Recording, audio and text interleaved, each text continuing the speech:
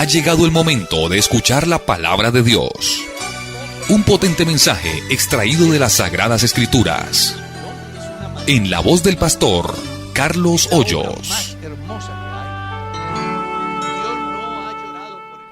Pastor, ¿cómo debo reconciliarme con Dios si he fallado? Es simple. Poner en práctica el Salmo 51. Tener en cuenta lo que dijo Salomón en el libro de los Proverbios. Si usted no sabe, se lo recuerdo. El que encubre sus pecados no prosperará, mas el que los confiesa y se aparta alcanza misericordia. Y para eso se requiere un alto grado de humildad, que es el que aparece en el Salmo 51, donde el salmista nos da una enseñanza muy interesante acerca de la responsabilidad, pues él no culpa a los demás, él asume su propia responsabilidad. Uno de los problemas que hace que la reconciliación entre el hombre y Dios no se dé es porque el hombre maneja un alto grado de soberbia como el fariseo, que en vez de llegar con humildad reconociendo su condición, se presentó como si fuese justo y nunca hubiese fallado. Pastor, es que el versículo dice, el que encubre sus pecados no prosperará, más el que los confiesa y se aparta. Entonces mi pregunta es, ¿confiesa ante quién? ¿Ante el pastor, ante la iglesia o ante Dios? Dios en ninguna manera está interesado en escándalos públicos. Exacto. Los pecados se le confiesan a Dios. Pues es que el Salmo 51 eso es lo que hace. Amén. En el momento que se le presenta el problema al salmista, él pudo acudir al sacerdote de su tiempo. Había templo en Jerusalén y todo eso. No, él acudió a Dios. Y me encanta la forma como lo hace. Contra ti solo he pecado. Y el pecado siempre está delante de ti. Y dice, crea en mí un corazón limpio y renueva un espíritu recto dentro de mí. No me eches de delante de ti. No quites de mí tu Santo Espíritu. Vuélveme el gozo de tu salvación y espíritu noble me sustente. Es una oración maravillosa, impactante, que muestra que a pesar de que él era el rey, entendía que había pecado contra Dios. Entonces los pecados se le deben de decir a Dios. Pastor, si es... Porque yo sé que la mayoría de nuestros oyentes son hermanos de nuestra iglesia. Si es un hermano o una hermana que son servidores y por X circunstancia han pecado, ¿qué debe hacer esa persona? Abstenerse, hablar con el pastor, no voy a servir más, me voy a quedar quieto un tiempo, o arrepentirse delante de Dios y seguir como si nada. Eso es una respuesta que es bien compleja, porque, a ver, en cuanto a que haya pecado, su problema es resolverlo con Dios. Sí. En el campo ético, él debe de acercarse a su pastor y decirle, hermano, yo le agradezco la confianza, pero realmente no voy a volver a participar. Ya. No tiene por qué Exacto. decirle qué pasó, porque pues eso sería muy similar Me siento mal, sí. al procedimiento de los Sí, católicos con el cura, ¿no? Sí, señor. No, simplemente, hermano, yo le ofrezco excusas, no me vuelva a tener en cuenta en ninguna actividad, no me siento bien. Listo. Ya, no, que es que diga qué pasó. No tiene por qué decir. No, es un problema del hombre con Dios. Amén. Pero como persona sí debe de decirle, venga, no voy a seguir participando en la actividad para la cual fui nombrado, porque no me siento con autoridad espiritual ni moral para hacerlo. Y sé que las cosas de Dios son sagradas. Amén. Hasta ahí debe llegar. No debe de ir más allá. Es obvio que habrán algunos que querrán que le desnuden el alma a ellos antes que a Dios. Sí, Y pero pues eso no hay no se necesidad. trata. Como tampoco es necesario que lo paren frente a la comunidad No, pues, y diga qué hizo, con quién hizo, cómo hizo y cuándo hizo y por qué hizo. Porque realmente eso se presta es para escándalos que desmotivan a la familia, que lo desmotivan, lo escarnecen, que se da una mala imagen dentro de la comunidad, que las personas que por primera o segunda vez están simpatizando ven tal espectáculo, pues imagínate Los comentarios. Claro, Horrible. eso no tiene sentido. Entonces, cuando el hombre peca contra el hombre, pues ahí están los jueces que le juzgan. Y cuando el hombre peca contra Dios, pues es precisamente ante Dios al que debe de venir. Eso es lo que está escrito en el Salmo 32, 34 y en el Salmo 51. Usted encuentra ahí una verdadera enseñanza sobre cómo debo yo de manejar mi situación ante Dios. Sí, señor, hermano Carlitos, la hermana Janet Cardona nos saluda y también nos hace una pregunta. Dice, teniendo en cuenta que es la Tierra la que gira y no el Sol, ¿podemos entender que fue la Tierra la que se detuvo y no el Sol, basado en Josué 10, 13? Pues ella está dando una respuesta, no es una pregunta. Está haciendo es como una afirmación. ¿Ya? Una apreciación. Eso, una apreciación. Pues eso es lo que dice la ciencia, ¿no? Que la Tierra gira. Ya. ¿Ya? Listo, pastor. Pastor, aquí hay una pregunta que dice, ¿la mujer que menciona Apocalipsis 12 es María, la madre de Jesús? Varias cosas a tener en cuenta. Recuerde que el Apocalipsis se escribió 96 años después de Jesús. ¿Cuántos años, si María estuviera viva, tendría? La primera. La segunda. Es muy interesante que se comprenda que es un muy importante mensaje figurativo que está relacionado con Génesis capítulo 37, donde ustedes encuentran el sueño de José. Entonces, vamos a tratar como de ilustrar. Primero, no era María la Virgen, porque como dijimos, ya habían transcurrido más de 100 años. María ya no estaba. Entonces no podía ser María. Segundo, todo el entorno que refleja Apocalipsis 12 está mostrando la condición de una nación, de un pueblo, que es el pueblo de Israel. En la Biblia, la palabra mujer a veces se utiliza para indicar una nación, una ciudad, como el caso de Ezequiel. El libro de Ezequiel habla de Ahola y Aholiba, hablando de Judá y de Israel, ¿sí? De Samaria, de Jerusalén. Es ahí entonces donde debemos de entender que el mensaje que aparece en Apocalipsis 12 está relacionado directamente con el pueblo de Israel. Recuerde que para ese tiempo está en pleno rigor el sistema satánico. En la semana 70 ha pasado la mitad de la semana y se ha desatado una persecución contra el pueblo de Israel, que en este caso está bajo la figura de una mujer vestida del sol, con la luna debajo de sus pies y 12 estrellas, refiriéndose a las 12 tribus del pueblo de Israel.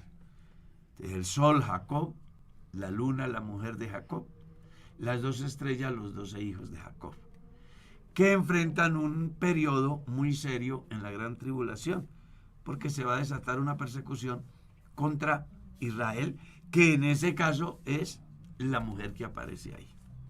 Entonces, en ninguna manera es María. Sí. Y aparece, de alguna manera, sustentado, como citábamos en el capítulo 37 del libro del Génesis, donde José tiene un sueño muy importante sobre los manojos, sobre el sol y la luna y las estrellas, que si usted mira bien, dan exactamente con la figura de Apocalipsis 12. Amén. Amén.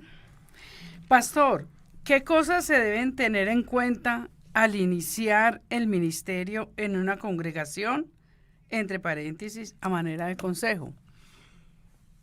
Hay dos formas de leer la pregunta. Una, de alguien que inicia. Dos, de alguien que es trasladado. Entonces, para cada cosa hay pues una explicación. Para el que inicia, es decir, salgo al santo ministerio, llego a una congregación, ¿qué debo hacer? Número uno, ser prudente. ser prudente.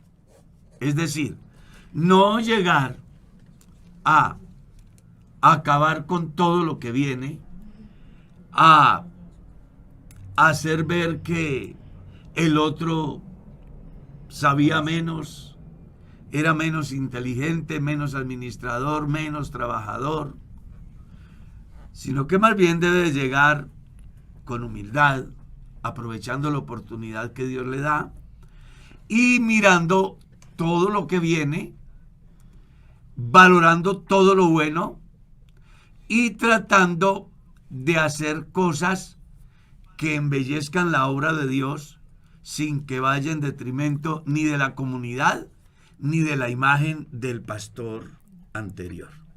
Hablo con el que apenas comienza, ¿sí? Vamos con el que es trasladado. Debe de tener en cuenta el pastor que es trasladado al llegar a una congregación que el que se fue hizo lo que Dios le permitió hacer dentro de sus capacidades. Entonces, si yo soy trasladado al Boyacá Real, yo no puedo venir a echar por tierra aquí lo que el pastor Ángel Miro hizo. Sí, sí, muy bien. Porque es falta de ética, falta de lealtad, falta de compañerismo, de respeto. Puede ser que el pastor que se fue hizo cosas muy importantes y de pronto hubo otras en las cuales no hizo mayor cosa. Mi deber como pastor trasladado es respetar a mi compañero, ser leal con mi compañero, Amén. Amén. no pararme en él para que me vean a mí, sino más bien hablar bien de mi compañero, Amén. hablar bien de sus aciertos, y pienso que si tuvo algún desacierto, pues no debe de ser el punto de partida en el ejercicio de mi ministerio. Más bien, apoyarme en todas aquellas cosas bonitas, interesantes, y a partir de ahí comenzar a construir lo que tenga que construir y mejorar lo que tenga que mejorar y simplemente hacer mi trabajo entendiendo que yo o el otro es diferente a mí y que cada uno tiene un ministerio dado por Dios, el cual desarrolla dentro de las facultades que Dios le da. Amén. Todos los pastores somos diferentes.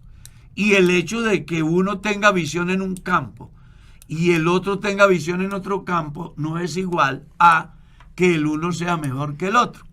Simplemente cada uno cumple su función y los pastores que son trasladados deben de respetar el llamamiento de cada pastor, el ejercicio ministerial de cada pastor dentro de las gracias que Dios le dio para que desarrollara determinada actividad en determinada congregación. Amén. Amén.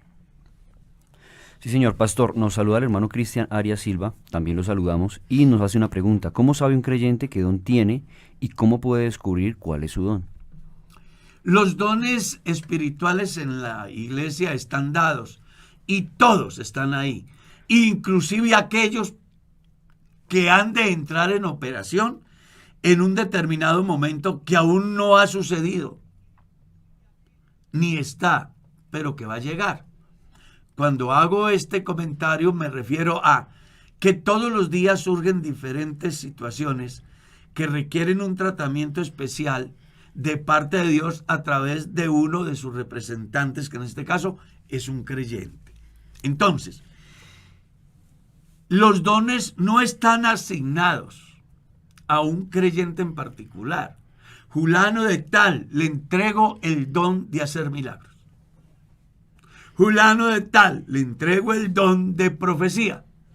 Fulano de tal, le entrego el don. Dios no le pone rótulos a ningún creyente en el ejercicio de los dones. Los dones están en la iglesia y van a funcionar en la iglesia en el momento que Dios los requiera, buscando con ello de que el hombre no se envanezca, que fue el problema que se suscitó entre los corintios, donde le dieron tanta prelación a las lenguas que desconocieron los otros dones. O lo que pasó en la iglesia de Tesalónica, que le dieron tanta prelación a la profecía que desconocieron los otros dones. ¿Ya? Entonces, aquí lo que el creyente debe de tener en cuenta es, 1, soy templo del Espíritu Santo y soy materia disponible para lo que Dios quiera, donde Él quiera, como Él quiera, cuando Él quiera, independiente de que yo esté interesado en saber qué don tengo. Recuerde que entre los dones hay unos que son naturales y unos que son espirituales. Los dones naturales yo sí puedo darme cuenta qué don tengo, pero los dones espirituales son circunstanciales y es Dios el que tiene el control y no ha rotulado a ningún cristiano para que diga yo tengo tal don.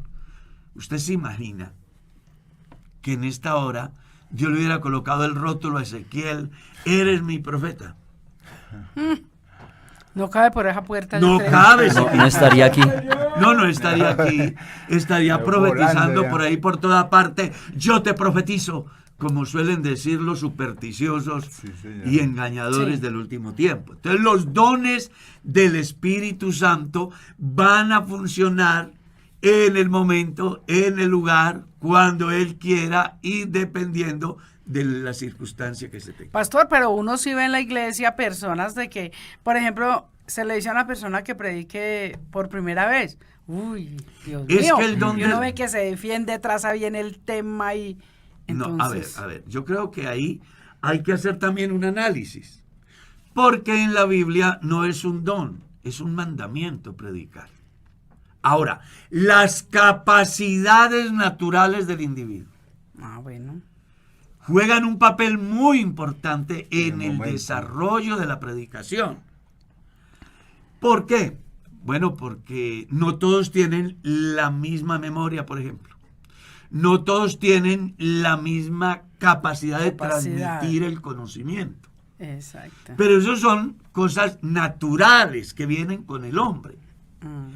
Ya la esencia, el gustico, lo que va impreso en el mensaje, eso ya es unción, que la tiene ya. usted aunque no sea una predicadora, Ya, o que ya, la ya. tiene la hermana Pajarito aunque no sea una predicadora, pero que Dios va a utilizar esas capacidades naturales bajo la unción del Espíritu Santo para transmitir un mensaje que mientras yo lo hago a través de la palabra, Mercedita lo hace a través de su ejemplo de vida. Recuerde que muchos predican con la vida y muchos predican con palabra. Entonces, aquí la gente tiene también es que madurar en esos aspectos. Porque muchas veces se supone que es que Julano tiene el don X, Y o Z. En la Biblia, los dones espirituales están divididos en dos partes en términos generales. Unos que son ministeriales, que están dados para formar a personas con el objetivo de que lleguen a ser ministros de la palabra. Y otros dones que son espirituales, los cuales funcionan en la comunidad, buscando a través de ellos el beneficio de esa comunidad. Por eso hay diferencias entre los dones que aparecen en Romanos 12, Primera de Corintios 12 y Efesios capítulo 4 del verso 11 en lo adelante. Hay unas diferencias bien marcadas. Entonces, aquí cuando hablamos de predicar, todo cristiano está llamado a predicar. A mí me llama la atención que en la iglesia yo le digo a cualquier hermano, sí, mi predicador, sí, mi predicadora. Y entonces me dice, hermano, ¿y usted por qué me dice eso? Yo le digo, ¿no le has transmitido alguna vez a alguien el evangelio? Sí. Y bueno, eso es predicar. Lo que pasa es que nosotros tenemos una tradición. Y es que predicar es pararnos en un lugarcito 50 centímetros más alto del escenario y dar un discurso. Y eso es otra cosa. La verdadera predicación es transmitir el evangelio. Amén.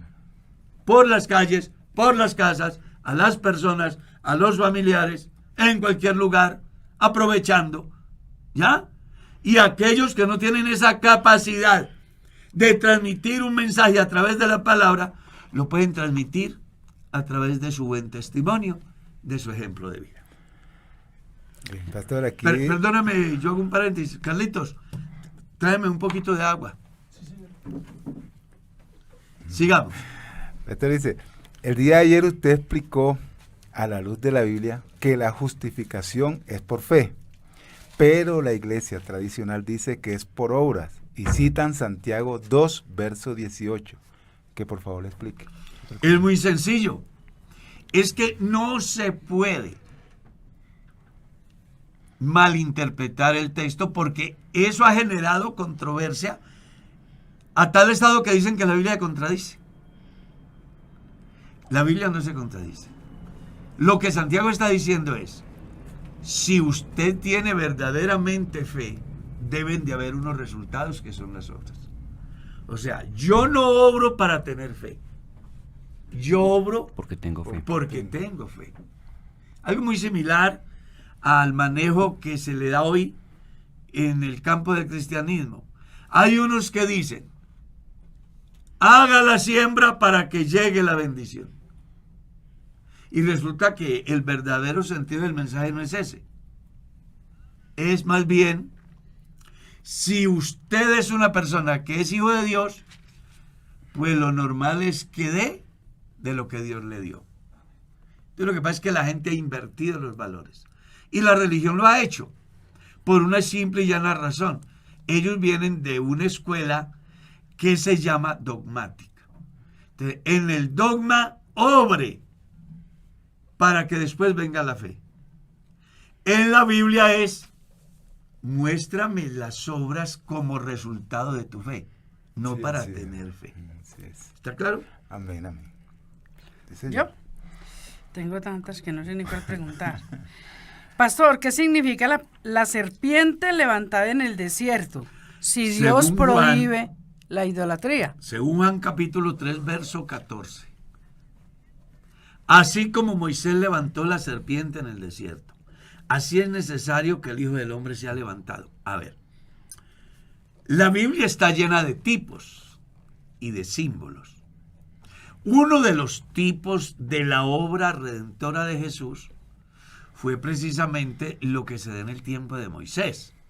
En el tiempo de Moisés se ha levantado como consecuencia del pecado del pueblo una cantidad muy importante de serpientes ardientes que mordían a las personas y en consecuencia le generaba grandes dolores, inclusive la muerte.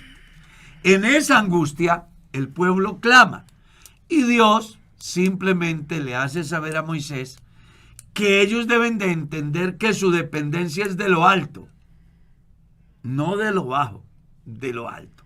Y le da una instrucción: levanta un asta, haz una serpiente de bronce, colócala en la parte superior y cada vez que un israelita sea mordido por una serpiente en la tierra, que mire a lo alto. Era una figura, era un tipo de lo que vendría a ser la persona de Jesús como única alternativa salvífica para el mundo. Y por eso ya el evangelista Juan, o mejor, Jesús mismo, porque eso está en San Juan capítulo 3. Recuerde que Jesús tiene un diálogo con Nicodemo hasta el verso 20. El tema de San Juan 3, del 1 al 20, es el diálogo entre Jesús y Nicodemo. Y es Jesús el que le dice a Nicodemo: venga, Nicodemo, yo quiero que usted tenga en cuenta que así como Moisés levantó la serpiente en el desierto, así es necesario que el Hijo del Hombre sea levantado. Es una comparación. La serpiente y la asta era un tipo de la persona de Jesús en la cruz del Calvario. Ahora, la otra pregunta: si Dios prohíbe la idolatría, ¿por qué lo permitió o lo mandó? Venga, porque es que cuando yo tengo el control, yo hago lo que me dé la gana. ¿Ya? No es lo mismo que yo haga un ídolo porque se me ocurra, a que Dios me diga que haga algo. que es la confusión que tienen los teólogos dogmáticos. Y de una manera particular el catolicismo. Si la Biblia dice que no tendrás dioses ajenos, si la Biblia dice que no te harás imagen ni semejanza, ¿por qué Dios mandó a hacer el arca y colocar unos querubines? Dios es Y soberano. justifican la Dios es idolatría a soberano. partir de ahí. Se les olvida que Dios es soberano. Amén. Dios dice hoy que yo viva. ¿Y quién puede impedirlo? Y el día que Él decida que muera, ¿quién puede impedirlo? Sí. Si Dios dice no tendrás dioses ajenos ni las harás, no la hagas. Pero si mañana Él te dice que lo haga, hágalo. Que usted no estará cometiendo ningún delito. Está simplemente sujetándose Obedeciendo. a la decisión soberana de Dios. Amén. Amén. Sí, señor. La hermana Adriana No me Negrete- hagan emocionar aquí. La hermana- Bueno. No, y es que yo estaba analizando yo con la respuesta del hermano Carlitos que Nicodemo, como un conocedor de la ley, nunca hubiera entendido el significado real de aquel suceso al que el Señor le hacía referencia porque él lo conocía. Si no hubiera hablado con Jesús ese día y Jesús le hubiera clarificado a él qué era lo que significaba esa serpiente en ese momento. Claro. Que era un cumplimiento de lo que el Señor Jesús estaba haciendo en Que ese Jesús era el cumplimiento de esa visión tipológica. Claro. Porque recuerden que cuando hablamos de tipología, estamos hablando de figuras que mostraban el evento hacia el futuro. Y eso era lo que representaba esa figura de la cual Jesús está haciendo alusión. Esa figura estaba mostrando dos cosas. Una, que en el momento era la posibilidad de ser salvos de la mordedura de la serpiente. Y que al hacerlo Moisés no estaba haciendo un ídolo, estaba haciendo lo que Dios le había dicho que hiciera.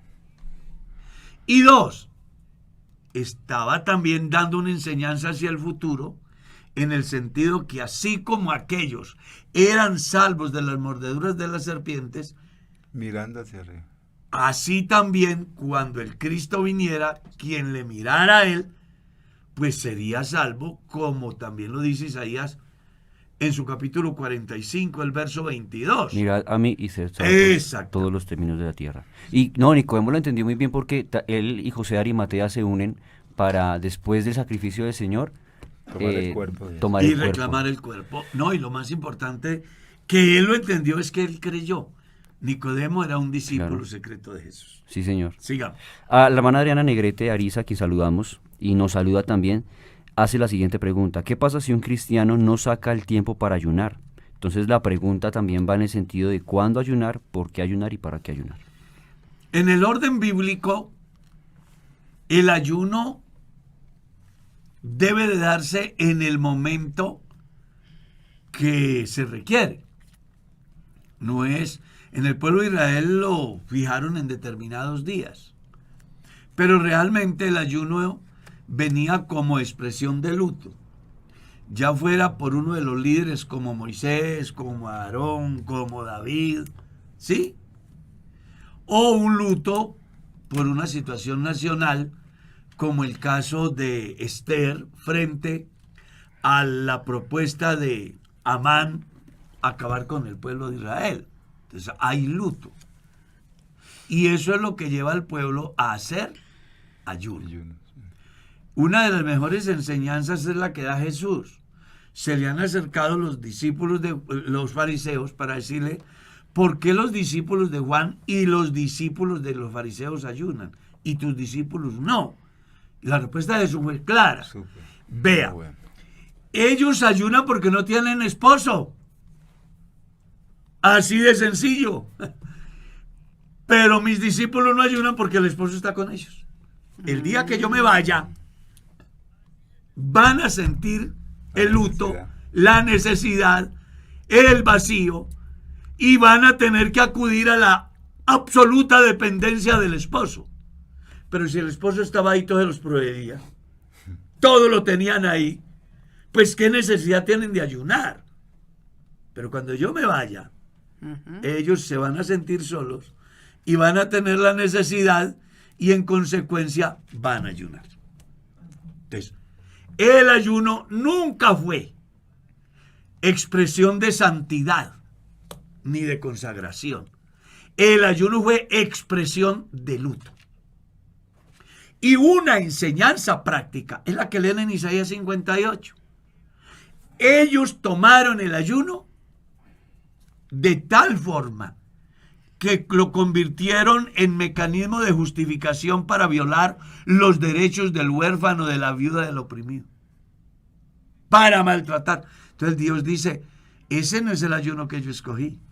Mañana no ayunéis así.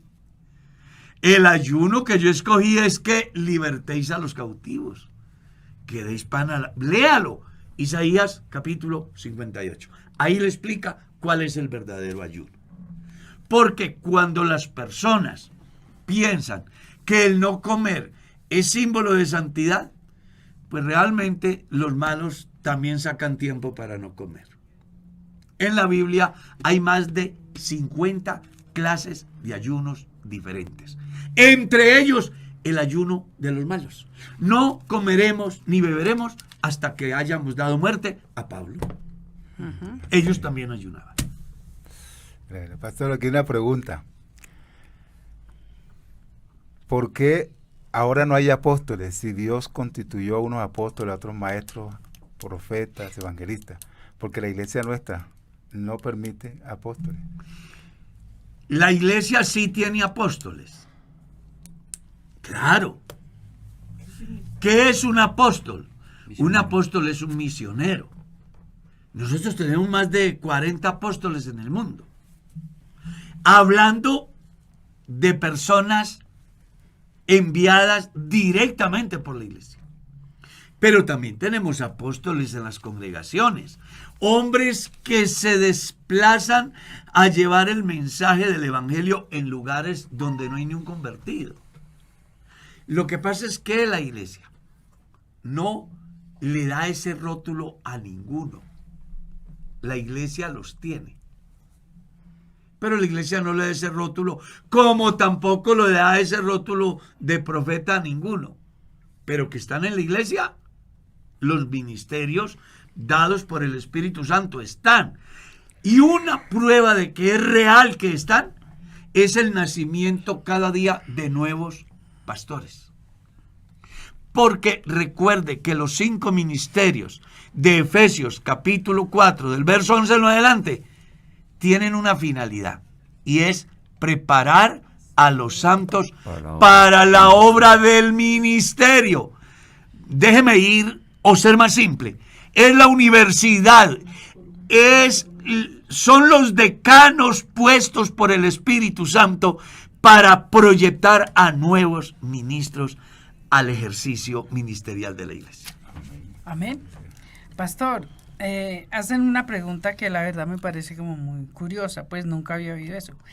¿Existe el secreto profesional en los pastores? ¿Qué es el secreto profesional? Como en los psicólogos, por ejemplo, o en el médico. Sí. Creo que debe de existir. En mi caso personal existe.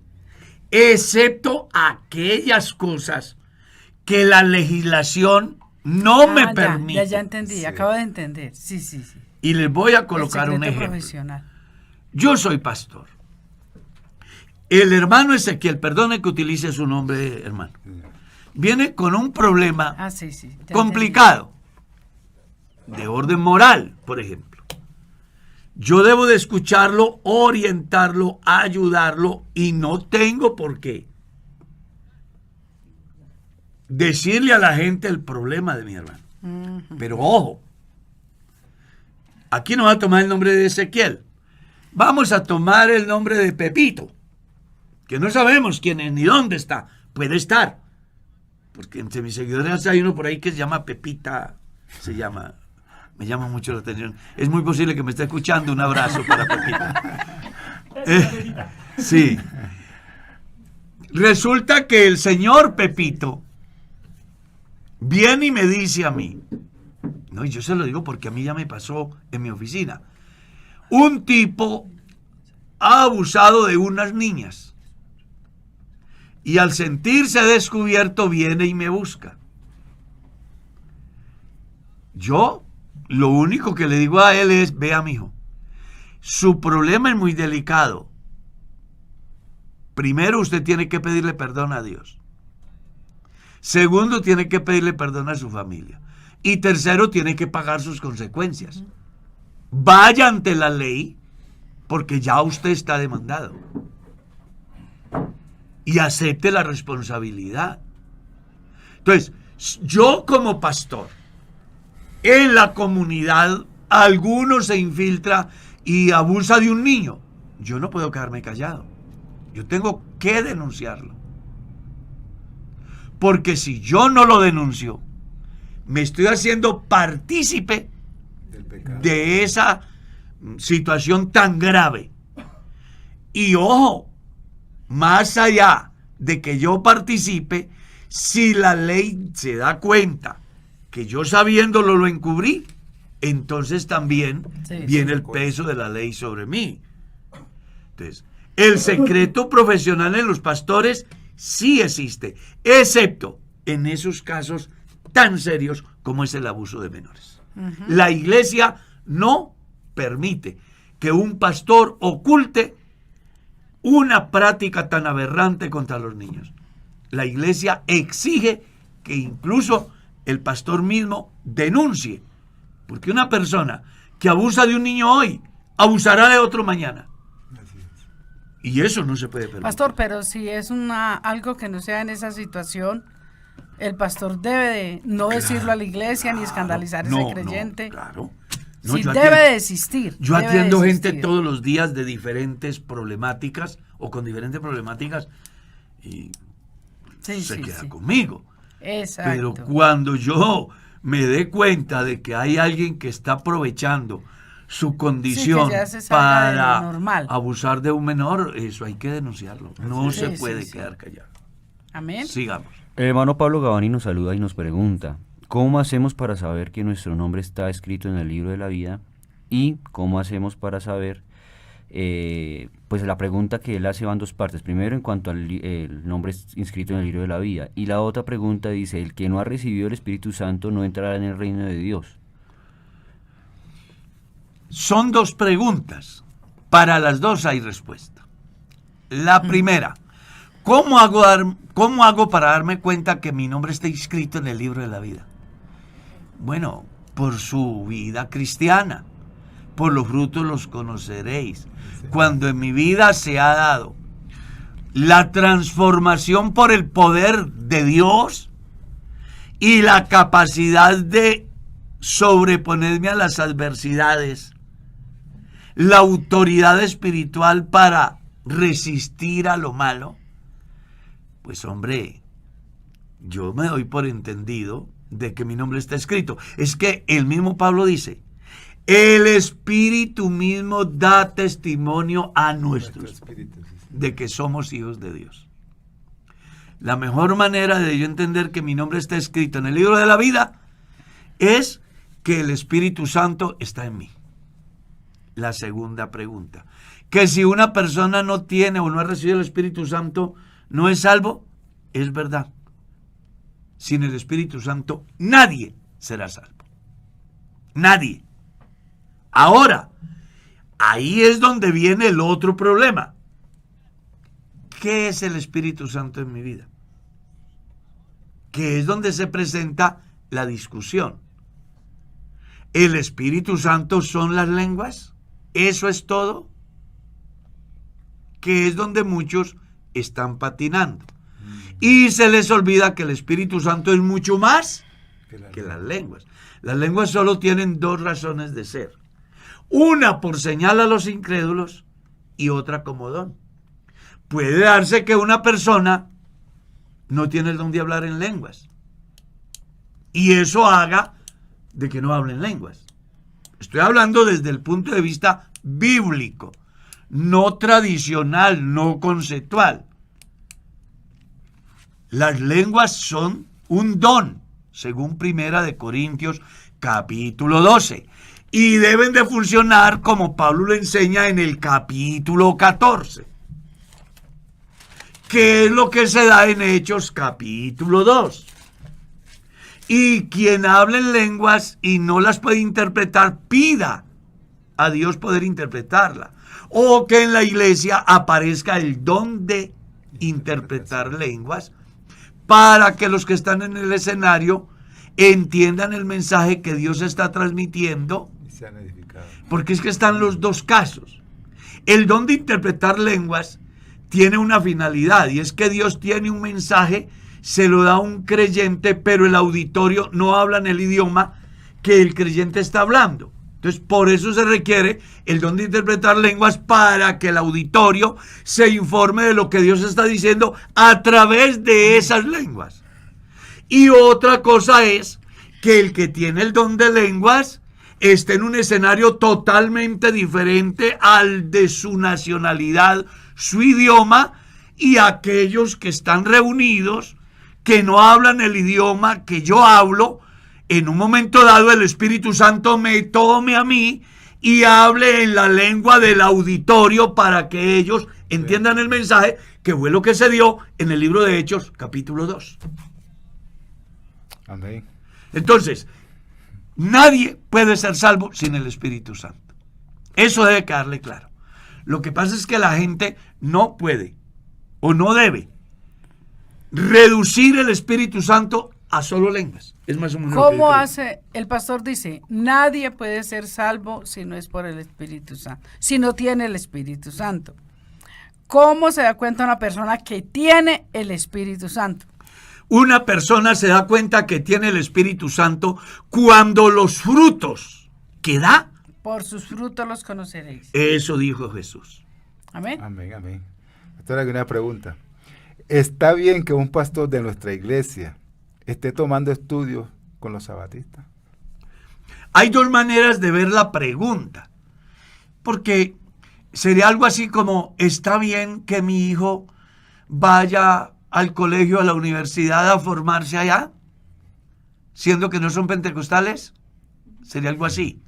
Entonces, los adventistas tienen universidad, y si un pastor quiere validar sus conocimientos aprovechando de que la universidad tiene el aval del IFES y hace su carrera como profesional en el área de teología o de ciencias religiosas o de filosofía y ciencias religiosas o de sagrada teología,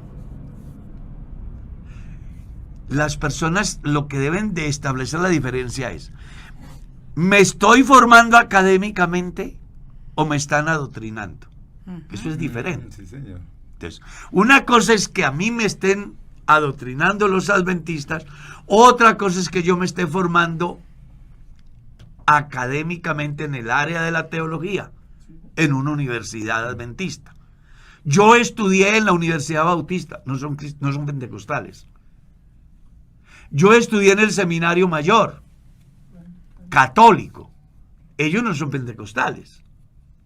Yo estudié en la Universidad Menonita, donde me gradué en Teología y Administración Pastoral.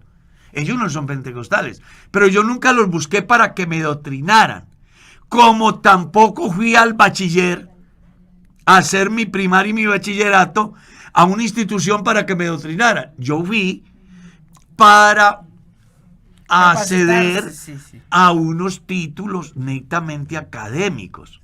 ¿Está claro? Sí, señor. Otra cosa es que yo vaya con el ánimo de que me doctrinen. Eso es otra cosa. Amén. Gracias, pastor. Entonces, si el pastor va para que lo doctrinen, está mal. Pero si va para acceder a un título profesional, eso es otra cosa. Porque entonces tendríamos que tener nuestra propia universidad. Y la iglesia hasta ahora va en el Instituto Bíblico, que además es avalado por la academia, según los acuerdos que tiene la iglesia con la universidad. Pastor, es tan amable y me explica lo que dice la Biblia acerca de los sellos en Apocalipsis. Quiero saber si ya se han cumplido o ninguno se ha cumplido. O sea, porque alguien me dice que ya se han cumplido varios. Bueno, pero es que hay que creer como dice la Escritura. Entonces vamos a mirar dos cosas ahí. Una, si usted lee bien Los sellos en la práctica no se han cumplido porque la iglesia todavía está aquí. Comenzarán a cumplirse a partir del capítulo 6. Y antes del capítulo 6 está el capítulo 5 y el capítulo 4.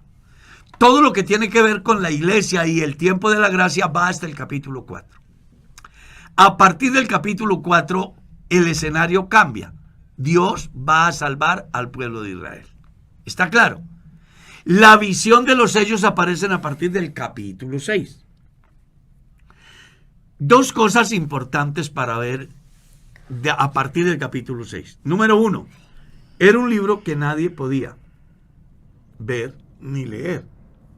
Estaba sellado. Estaba sellado. ¿Cuál era ese libro? El Apocalipsis. Hasta el momento no se había dado. Dios le revela a Juan el Apocalipsis y los diferentes eventos de una manera profética. Es decir, te voy a mostrar esto, ¿qué es lo que va a pasar? A futuro. Después. Entonces, Juan tuvo la visión, pero el cumplimiento de esa profecía está pendiente porque la iglesia está todavía aquí. ¿Cuándo se cumplirá? Después de que la iglesia se vaya. Amén. Sigamos. Dice una hermana, Luz Mary Pacheco Guzmán, dice: pastor, si una persona está sirviendo en muchas áreas y su esposo o su esposa es inconverso y esta persona servidora va a las juergas, entiendo yo que asiste a las reuniones de la otra persona que no es convertida. ¿Va a las qué? A las juergas, dice aquí. De ser huelgas. Entonces la Pienso pregunta que va, las si ella asiste a las Sí, reuniones que tienen que no ser son, huelgas. no son cristianas, ¿no? Sino son del entorno mundano, ¿esta persona puede seguir sirviendo si acompaña a su esposo que no es convertido a ese tipo de Exacto. reuniones? Pues yo no me imagino un cristiano tirando piedra en la calle Así es. a huelgas. Yo no me lo imagino. O si Tiene es diferentes No, actividades yo me- tampoco. sí, como yo- fiestas. como fiestas, exactamente. No, Yo no, creo por más eso, ese por lado. eso, por eso. Si son huelgas, ningún cristiano debe estar en una huelga. Ninguno. Debe de ser leal. Si no le sirve la empresa o el Estado, sea leal. Señor gobernante, señor empresario, no me sirve su empresa, Me voy. vengo y renuncio. Y me busco una mejor. 2.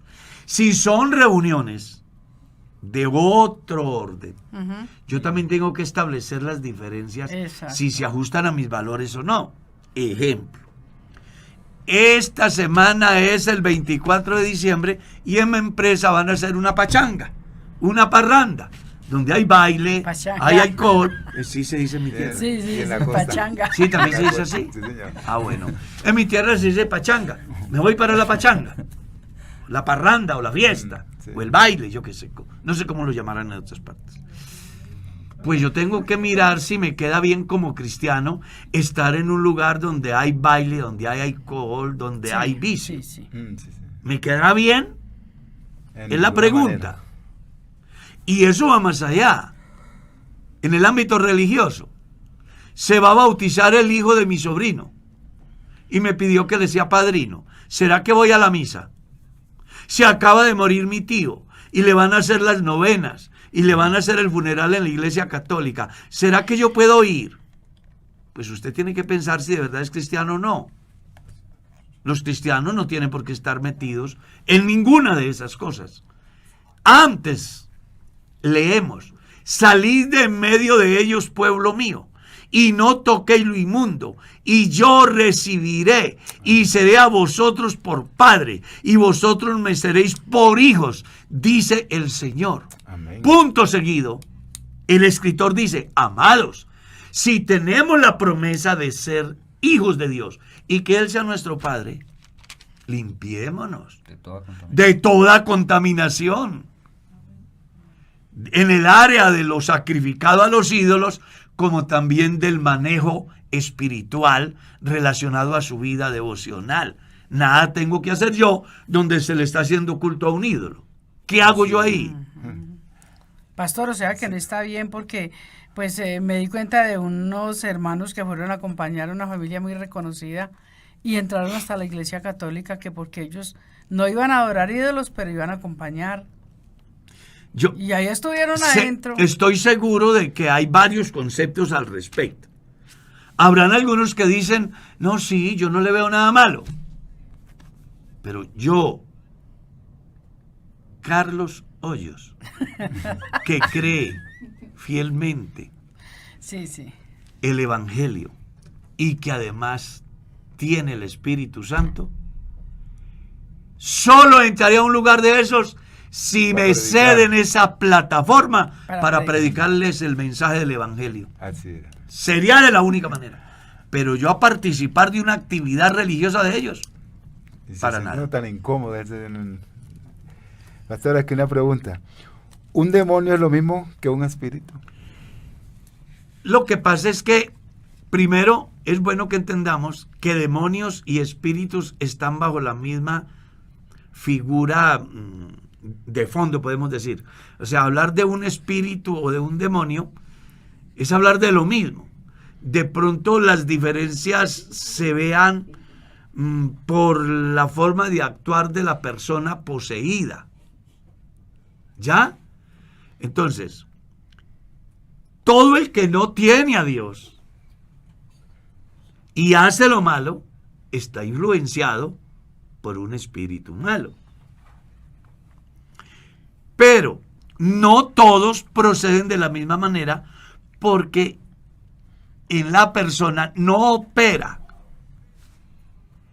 el mismo espíritu, o mejor, no opera en la misma dimensión. La Biblia habla de una jerarquía: principados, potestades, gobernadores y huestes infernales de maldad. La Biblia habla de unos que están estorbando la oración en su respuesta de parte de Dios, como le pasó a Daniel. ¿Ya? Pero también hay gente sobre la tierra influenciada por un espíritu malo, como puede ser un espíritu de error, que aunque se le muestre por las escrituras, él sigue pensando en la mentira.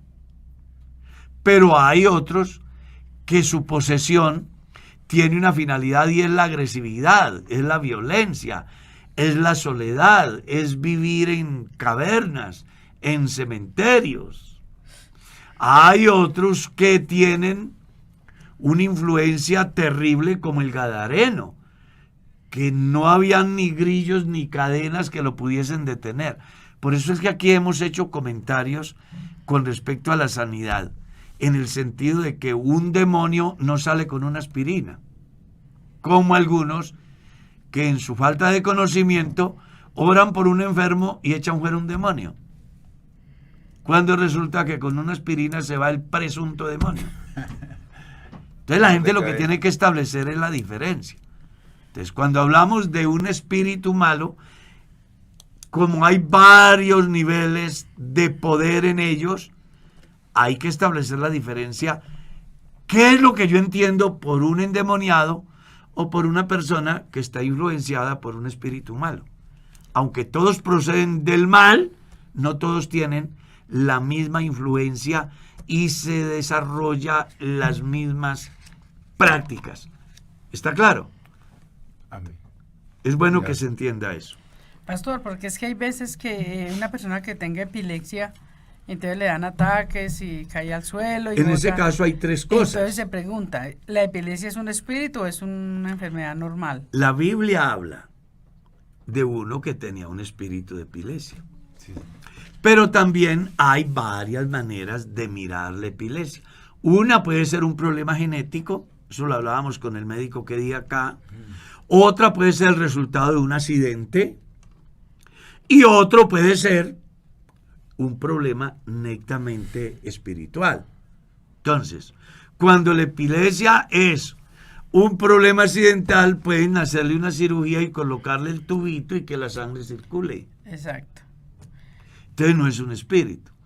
Pero hay personas que sí son un espíritu, y así les hagan cirugía y lo que quieran, siguen con el mismo problema. Entonces, ahí sí necesita intervenir. Pero no es epilepsia, es un espíritu. No, pero la Biblia habla de un espíritu de epilepsia. Ah, ya. Jesús sanó un Sí, epiléptico. señor. Entonces, es muy bueno que entendamos que hay 3 maneras de verlo. Genético, que puede tener solución a través de una cirugía, accidente, que puede tener solución a través de una cirugía, pero cuando es un espíritu, ese no sale con cirugía. Es igual a todas las enfermedades. Ya. Enfermedad que se cure, que con cirugía se solucione, que con un centro de reposo se recupere, eso no son espíritus. Son problemas netamente humanos, naturales. Normales en una persona. Claro, pero cuando ya es una fuerza espiritual, Jesús dijo, no sale sino con oración y ayuno, invocando el nombre más grande que hay. Amén. ¿Está Pastor, claro? le cuento que son las 7 de la mañana. Se fue el tiempo. Me Y nos faltaron quedaron mucho. cualquier cantidad aquí. Sí, señor. Y la gente sigue preguntando, pero vamos a regalar una ñapa. Otra pregunta, Felipe. Claro que sí. Aquí hay una pregunta muy interesante, hermano Jorge Ariel Díaz Delgado. Dice, una pregunta, ¿está mal que una persona pida a Dios que le quite la vida porque tiene una enfermedad, aunque no sea terminal, pero sí dolorosa? Creo que ningún creyente debe pedirle a Dios que le quite la vida, porque eso no lo va a escuchar Dios. Dios no va a hacer lo que yo quiera. Él va a hacer lo que Él quiere. No hay efectos sin causa. Nada sucede sin un propósito. En el momento de crisis, los humanos, según la Biblia, quisieron la muerte. Pero eso no es igual a que así suceda. ¿Ya? Dios puede tener un propósito. Entonces, la oración del creyente no debería ser, quítame la vida, sino más bien, Señor, si es tu voluntad. Porque el problema de la oración de los cristianos es imponerle a Dios cuando al final Dios no está bajo la voluntad del hombre. Pero, es el pastor, hombre el que está bajo la voluntad de Dios.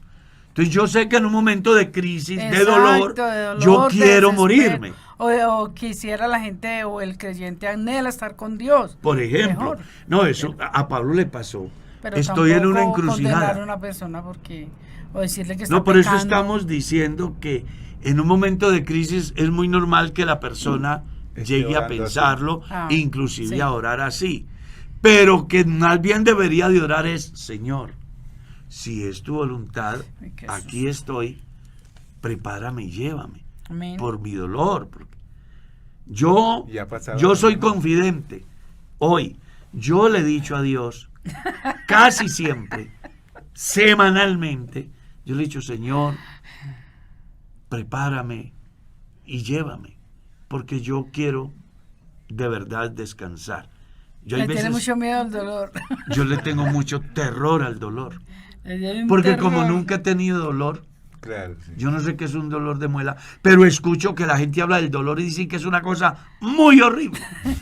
Entonces yo le digo a Dios, Señor, es decir, en mi casa Merceditas me dice de dolor, o mis hijos me dicen, yo me desespero,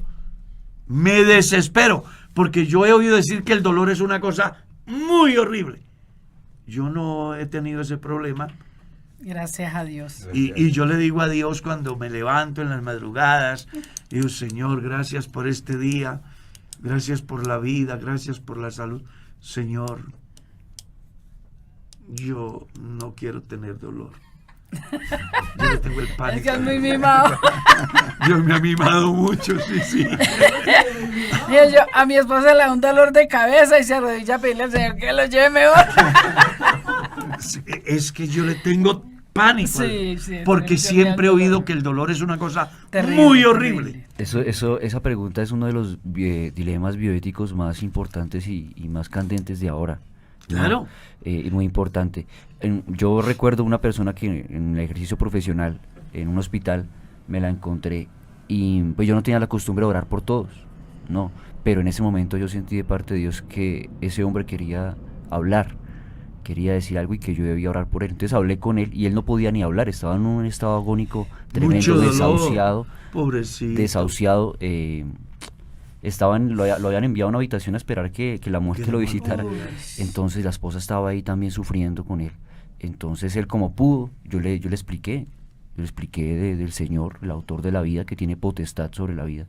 y él me dijo que él quería que yo orara por él, o para que Dios lo sanara o para que Dios hiciera su voluntad. Claro. Y yo oré por él, porque él ya había considerado la posibilidad opción. de pedir la muerte eutanasia. asistida, ¿no? Eutanasia. La eutanasia. Entonces yo oré por él y efectivamente Dios hizo su voluntad en el hombre y él murió. Y le quitó el sufrimiento. Es que ahí es donde es importante entender eso. Una cosa es que yo busque la muerte. Otra cosa es que yo acepte la voluntad de Dios Correcto. en la decisión final. Entonces, en mi caso personal, yo le digo a Dios que soy materia disponible y no sé qué irán a pensar los psicólogos y los psiquiatras que están al otro lado de mí. Pero yo en lo personal creo que la vida pertenece a Dios, que no es el hombre el que impone o decide sobre la vida, Es correcto. Es Dios. sino que más bien el hombre debe de aceptar Lo que Dios la permite. voluntad de Amén, Dios, amén. la decisión de Dios sobre mi vida. Y mi oración a Dios es esa, todos los días de la vida, 2, 3 veces diarias. Yo espero la muerte. Yo no le tengo temor a la muerte, porque la muerte es algo que vendrá. Yo lo que le digo a Dios es que aquí estoy esperando que Él haga su voluntad, pero que no me deje sufrir. Le tengo mucho pánico al dolor, de verdad que sí. Muy terrible. Bueno, nos vamos. Vamos, señor.